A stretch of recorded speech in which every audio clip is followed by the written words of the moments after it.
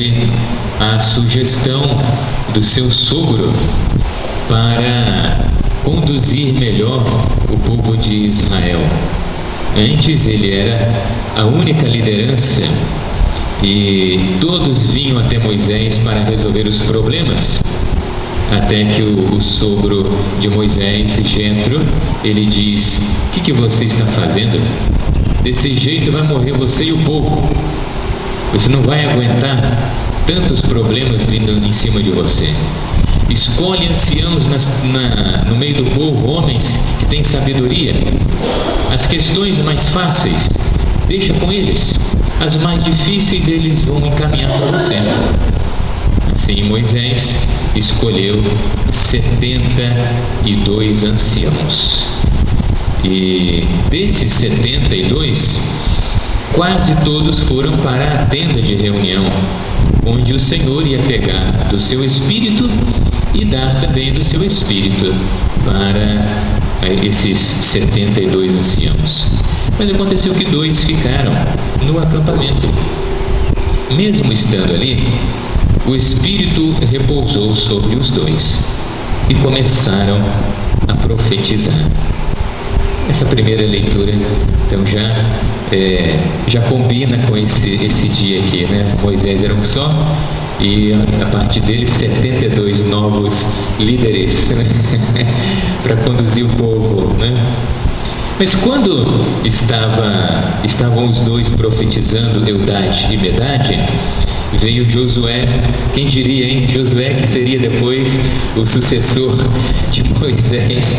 E Josué, meio enciumado, disse: nós temos que mandar os 2 se calarem, né? Então, quase que podia afogar ali aquela liderança que estava nascendo, né?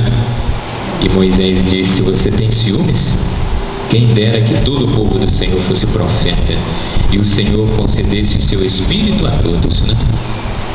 Esse desejo de Moisés, na realidade, era um plano de Deus, né? Porque depois, alguns séculos depois, os profetas começaram a dizer que no dia do Senhor, no dia da manifestação do Senhor, essa expressão muito usada pelos profetas, o dia do Senhor, que acabou sendo depois o dia da vinda do Salvador, né? E dizia, por exemplo, o profeta Joel: no dia do Senhor todos receberão o Espírito, e jovens e anciãos profetizarão, terão sonhos. E como que dizendo, todos, no tempo da manifestação do Senhor, todos receberão o Espírito. E pouco a pouco as profecias foram dizendo que o Espírito de Deus seria derramado sobre toda a face da terra, sobre todos aqueles que fizessem parte do povo de Deus. Já não era mais o Espírito dado para uma pessoa com uma missão especial. Era o Espírito de Deus dado a todos. Isso se realiza com Jesus, que sendo Filho de Deus, cheio do Espírito Santo, depois no dia de Pentecostes, ele envia o Espírito Santo sobre os apóstolos, sobre Nossa Senhora, os outros discípulos, mulheres que estavam ali reunidos em oração, né? E assim a igreja, que é o novo povo de Deus, começa como um povo ungido pelo Espírito Santo. Os frutos do Espírito Santo, aqueles que nós sabemos, um novo ardor no relacionamento com Deus, a nova aliança. A nova aliança que não é simplesmente cumprir um pouco melhor os mandamentos. A nova aliança é um coração apaixonado pelo Pai, como o coração de Jesus. Uma intimidade nova com o Pai, de filhos com o seu Pai, compartilhando a própria intimidade de Jesus com o Pai, né?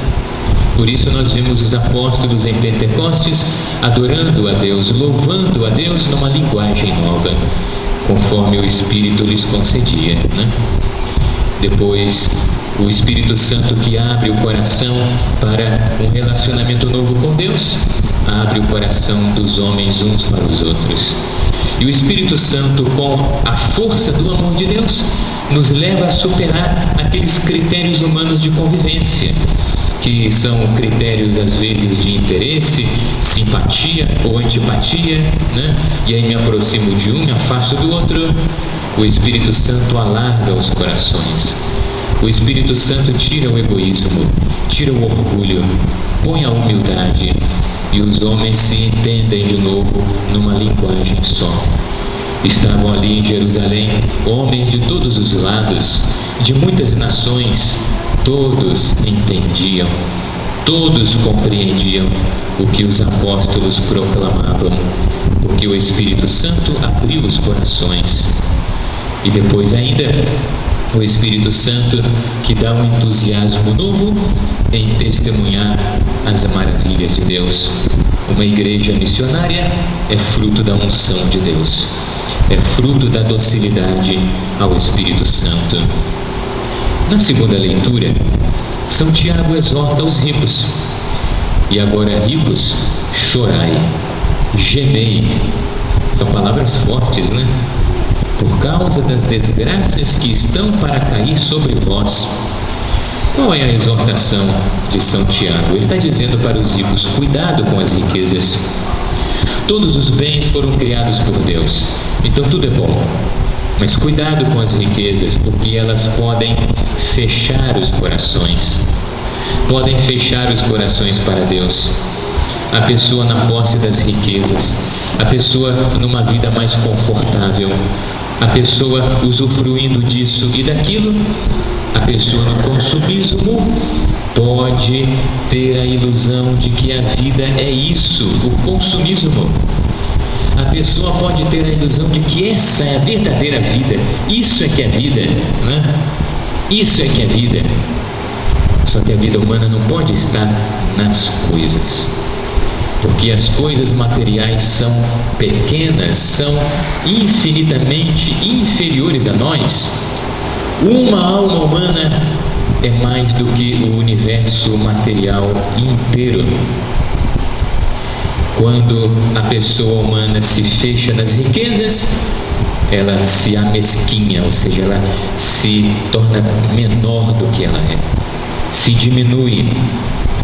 Mas quando nós somos capazes de abrir o coração para Deus, nós nos abrimos ao eterno, e aí nós nos tornamos mais, aí nós crescemos, né? Aí nós caminhamos para a plenitude, né? Então, cuidado com as riquezas é a exortação de São Tiago nessa segunda leitura. No Evangelho, quando Jesus é questionado por João: Mestre, vimos um homem expulsar demônios em teu nome, mas nós o proibimos porque ele não nos segue. Jesus disse: não o proibais. Quem não é contra nós é a nosso favor. Primeiramente, Jesus combate a inveja. Senhor, tem lá um homem que está expulsando demônios em teu nome, mas não é do nosso grupo. Ele vai ficar com todo o prestígio para ele. Como é que pode isso, né? Às vezes a inveja faz isso, né? A inveja, os ciúmes, né? Em vez de me alegrar porque a pessoa fez o bem e aquilo deu frutos, eu fico com inveja e critico, persigo, porque não fui eu que fiz. Isso é terrível, né? Isso também é o tipo de coisa que acontece só lá em Marte, Plutão e outras galáxias. Não acontece aqui entre nós, né? Mas além de combater aqui a inveja, os ciúmes, Jesus também ele quer mostrar a importância da tolerância. Às vezes nós convivemos com pessoas que não pensam tudo exatamente como nós, né? Como se diz hoje, nós estamos num mundo pluralista. Um mundo, ou seja, em que as pessoas têm muitas ideias diferentes na cabeça, muitas concepções até da própria religião na cabeça. Nós vemos, né? Só entre os cristãos nós temos uma infinidade de igrejas que vão surgindo, né?